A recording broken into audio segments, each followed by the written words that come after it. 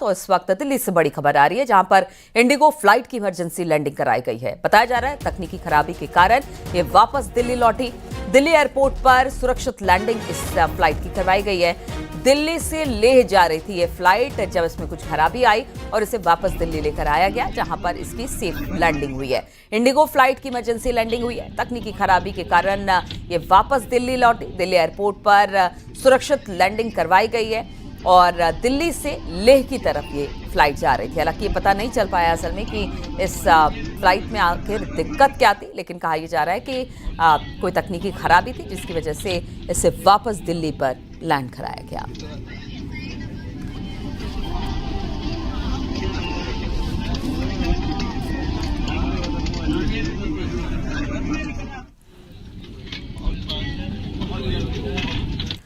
योगी सरकार ने लोमड़ी और सियार के हमले से होने वाली मौतों को राज्य आपदा घोषित कर दिया है।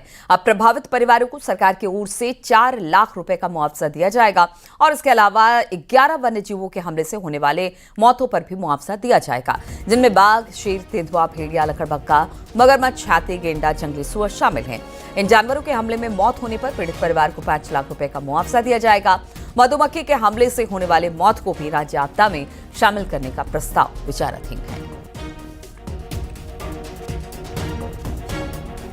सरकार ने 11 वन्य जीवों के हमले को जो भी लोग घायल होंगे या उनकी मौत होगी उसको राज्य आपदा घोषित कर दिया है। इसमें जो चाहे वो भेड़िए हो, लकड़बग्गे हो, मगरमच्छ हो, टाइगर हो, लेपर्ड हो, ऐसे 11 वन्य जीव शामिल हैं जिनके हमले से अगर कोई घायल होता है या उसकी मौत हो जाती है तो उसको मुआवजे के तौर पर राशि दी जाएगी।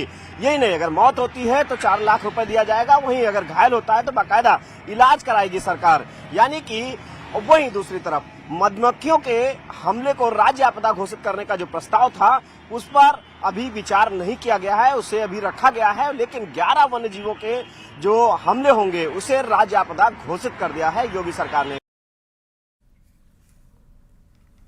और सीएम योगी लगातार बैठकें कर कामकाज की प्रगति का जायजा ले रहे हैं और विकास कार्यों को नई धार और रफ्तार देने में जुटे हैं।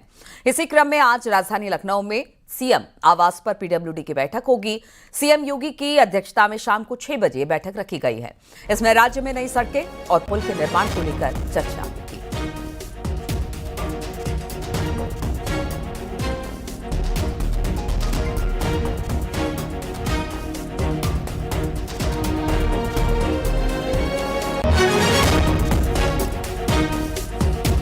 उत्तर प्रदेश के कैबिनेट मंत्री और निषाद पार्टी के राष्ट्रीय अध्यक्ष संजय निषाद ने पूर्व मंत्री और अपनी जनता पार्टी के राष्ट्रीय अध्यक्ष स्वामी प्रसाद मौर्य पर निशाना साधा।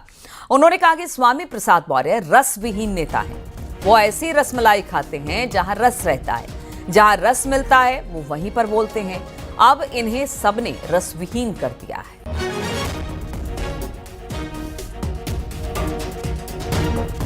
देखिए, वो ऐसा रसमलाई खाते हैं जिसमें रस रहता है।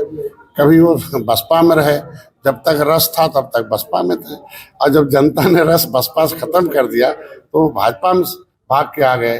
और भाजपा में रस खत्म कर दिया इनका तो सपा में चले गए, और सपा ने रस खत्म कर दिया तो अब बाहर आ गए। ये रसविहीन नेता लोग हैं, जहाँ रस मिलता है वहाँ बोलते हैं। अभी सारे लोगों ने इनको रसविहीन कर दिया है, इसलिए इनको इनकी बातों पर क्या कहा जा सकता है। और मेरठ में एक बार फिर पुलिस और गोकशों के बीच मुठभेड़ हो गई है। मुठभेड़ के दौरान पुलिस की गोली लगने से 25,000 का इनामी सोनू घायल हो गया, जिसे बाद में पुलिस ने गिरफ्तार कर लिया। इसके पास से चोरी की बाइक और अवैध तमंचा बरामद हुआ है। आरोप के मुताबिक कुछ दिन पहले ही थाना इंचौली में गोकशी की वारदात को अंजाम दिया गया था और इससे पहले भी उस पर कई आपराधिक मुकदमे दर्ज हैं। चौली में मसूरी पुल के नीचे रात में पुलिस द्वारा चेकिंग की जा रही थी। इस दौरान एक संदिग्ध बाइक सवार को जब चेक करने का प्रयास किया गया तो अचानक ही अपनी गाड़ी लेके भागने लगा। जब इसकी पुलिस द्वारा घेराबंदी की गई तो इसने पुलिस की टीम पे फायर कर दिया। पुलिस द्वारा की गई जवाबी सेल्फ डिफेंस की फायरिंग में ये व्यक्ति घायल हुआ है, जिसकी पहचान आसिफ उर्फ सोनू के रूप में हुई है, जो थाना क्षेत्र परीक्षितगढ़ के अगवानपुर का निवासी है। और झांसी से खबर, जहां पर एसडीएम के गनर और गार्ड पर हमला किया गया। खनन माफिया ने यह हमला किया है। एसडीएम की मौजूदगी में यह हमला किया गया। हमले में गनर और गार्ड दोनों घायल हो गए हैं। ट्रैक्टर का पीछा कर रही एसडीएम की गाड़ी अवैध खनन की यहां पर एसडीएम को शिकायत मिली थी, जिसके बाद यहां पर गनर और जो उनके बॉडीगार्ड थे उस पर हमला किया गया है। ये मामला कटेरा थाने में मुकदमा पूरे मामले में दर्ज करा दी गई है। तो गनर और गार्ड पर हमला किया गया है। क्या था पूरा मामला, बातचीत करने के लिए अश्वनी मिश्रा इस वक्त हमारे साथ फोन लाइन पर जुड़ गए हैं। अश्वनी, कहां पर पहुंचे थे एसडीएम छापेमारी के लिए, जिसके बाद बताया जा रहा है कि शायद किसी ट्रैक्टर का पीछा करने के दौरान ही हमला किया गया? देखिए, पूरा मामला देर रात का है, जहां पर एसडीएम मौरानीपुर अजय यादव हैं। उनकी को सूचना मिले कि कोई ट्रैक्टर है जो अवैध खनन में लिप्त है और बालू भरकर के ले जा चोरी की। इस पूरी सूचना पर जब अजय यादव अपने हमराही और एक गार्ड के साथ जाते हैं, इसके बाद जैसे ही जा रहे होते तो रास्ते में ट्रैक्टर जब दिखता है तो उसका पीछा करती है टीम। पीछा करने के बाद जो बालू चोर होते हैं वो ट्रैक्टर छोड़ देते हैं और जो पूरी टीम होती है उसको पूरा घेर लेते हैं। जानकारी ये मिल रही है कि इस दौरान जो बालू चोरों ने है वो एसडीएम की टीम पर हमला कर दिया। गार्ड और जो उनका सुरक्षा हमराही था उसके साथ मारपीट की गई है। इसके बाद एसडीएम की पूरी टीम, बताया जा रहा है कि वहां से जान बचाकर भागी है। अब थाने में आकर के पूरा मुकदमा लिखा गया है। तो तकरीबन 4 जो ऐसे आरोपियों के खिलाफ मुकदमा लिख दिया गया। लेकिन जिस तरह से एसडीएम की मौजूदगी में टीम पर हमला हुआ है, बालू चोरों ने हमला कर दिया, ये कहीं ना कहीं बड़ी बात हो जाती है। सबसे बड़ी बात यह है कि आखिर एसडीएम अगर मौके पे जा रहे हैं शिकायत पे, तो क्यों पुलिस क्यों नहीं थी, ये बड़ी बात है। तो कुल मिला करके एसडीएम की मौजूदगी में भी गनर सिपाही था, उस पर हमला हुआ है और जो उनका गार्ड था उसको गांव वालों ने बेरहमी से मारा है। काफी उनके चोटें भी आई हैं, घायल भी हुए हैं। अगर टीम वहां से नहीं भागती तो बड़ा हादसा जरूर हुआ था। तो फिलहाल इस पूरे मामले में पुलिस ने कार्रवाई करते हुए 4 लोगों के खिलाफ मुकदमा भी दर्ज कर दिया है। अब यहाँ से पूरी पुलिस जांच कर रही है कि आखिर वो कौन दबंग थे जिन्होंने हमला कर दिया एसडीएम की टीम पर, और एसडीएम भी बाल बाल इस पूरे हमले में बचे हैं, ये बताया जा रहा है पूरा। चलिए ठीक है, बहुत बहुत शुक्रिया आपका अश्वनी जानकारी देने के लिए। और फिरोजाबाद से खबर, जहां पर श्री राज राजेश्वरी कैला देवी मंदिर के कॉरिडोर का निर्माण करवाया जाएगा। वृंदावन के बांके बिहारी मंदिर की तर्ज पर यह निर्माण होगा। नगर निगम और प्रशासन इसकी कार्य योजना बना ली है। बताया जा रहा है कि मंदिर जाने वाले मुख्य मार्ग को चौड़ा करने के साथ ही मंदिर के आसपास की दुकानों को व्यवस्थित किया जाएगा। सिया सरोवर का भी सुंदरीकरण हो सकता है। करीब 15 करोड़ की लागत से कॉरिडोर का निर्माण होगा। नवरात्र में इस मंदिर में बड़ी तादाद में श्रद्धालु आते हैं। निगम ने सर्वे के बाद गलियारे का डिजाइन तैयार कराया है।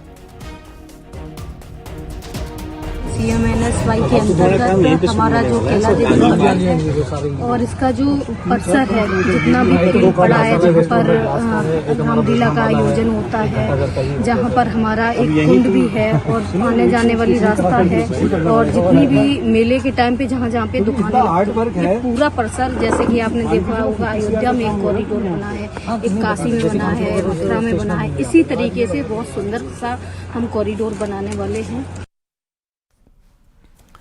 और भारत नेपाल बॉर्डर के पास गैर मान्यता प्राप्त मदरसों पर कार्रवाई लगातार जारी है। श्रावस्ती में सरकारी जमीन बनाए गए 3 मदरसों पर बुलडोजर चला। तीनों मदरसों पर बुलडोजर चलाकर उसे जमींदोज कर दिया गया।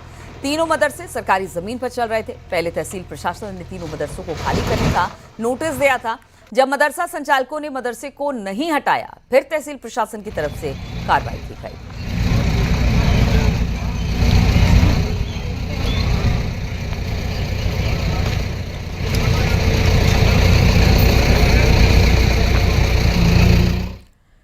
हरदोई में एक पति ने अपनी पत्नी की नाक काट दी। मामला हरियावा थाना क्षेत्र का के देवरिया प्रसिद्ध नगर का है। दरअसल राम खिलावन की पत्नी पूजा का गांव के ही सुशील से प्रेम प्रसंग है।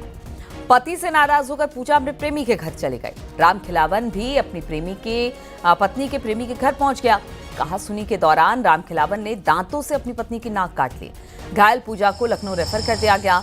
घायल पूजा का कहना है कि पति की प्रताड़ना से तंग आकर वो प्रेमी के पास गई। उधर पुलिस ने मामले को दर्ज कर आरोपी पति राम खिलावन को गिरफ्तार कर लिया है।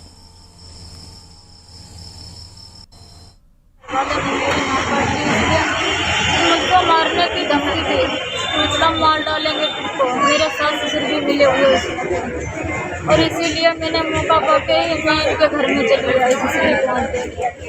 और ये पीछे से मेरा घर वाला आ गया, मेरी नाक काट ली इसने, इसके छोटे भाई ने इसको पकड़ लिया सुशील कुमार को, और इसीलिए इसने मौका पा लिया, इसने मेरी नाक ही पे मतलब नाक ही मुँह में रख ली। हम लोग का थोड़ा प्रेम संबंध था, 10 महीने हो गया था, तो ये इनको घर में जाने का खतरा था। इनने मेरे को फ़ोन करके बताया, तो ये मेरे घर चली आई। एक दिन 2 दिन पहले इनको मारा पीटा भी बहुत है, तो मेरे घर चलाए। मैंने कहा यहीं रुक जाओ, फिर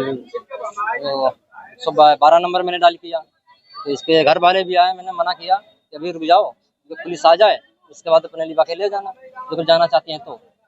मतलब हमको जबरदस्ती घर से पकड़ के नहीं लाए, तो माने नहीं। और एक दो लोग हम पे बिंद गए, बचा रहे थे, फिर उसकी नाक काट के चले गए। तो ग्राम देवरिया प्रसिद्ध नगर थाना हरियाणा से पति के द्वारा अपनी पत्नी के साथ मारपीट की घटना घटित की गई, जिसमें पत्नी की नाक पर चोट आई है। मामले में सुसंगत धाराओं में अभियोग पंजीकृत किया गया है। घायल को उपचार हेतु जिला अस्पताल भेजा गया, जहां से उचित उपचार के लिए लखनऊ रेफर किया गया है। अभियुक्त को गिरफ्तार कर वैधानिक कार्रवाई इसमें की जा रही है।